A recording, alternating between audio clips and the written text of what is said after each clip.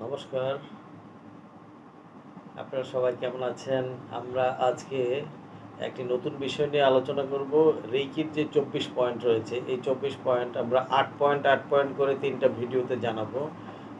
আজকে এই রেইকি শিখতে হলে আমাদেরকে অন্তত 24টি পয়েন্টে রেইকি আরোগ্যকরণ যেই পদ্ধতি আছে সেটার হিলিংটা নিতে হয়।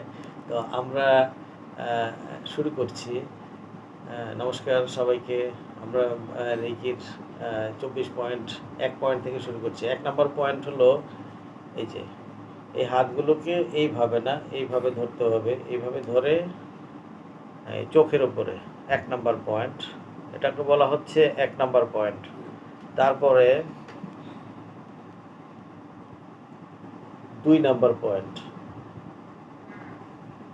2 নাম্বার পয়েন্ট। তারপরে 3 নাম্বার পয়েন্ট। 3 নাম্বার পয়েন্ট হলো কানের উপরে।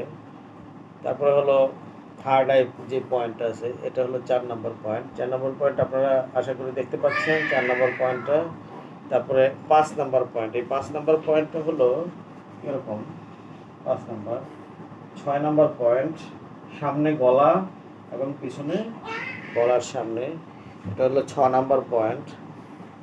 তারপরে থাইরয়েড থাইমাস, একটু হাতটাকে নিচে নামাবেন, এখানে ধরবেন। হ্যাঁ, এটা হলো 7 নাম্বার পয়েন্ট। তারপরে অনাহত 8 নাম্বার পয়েন্ট।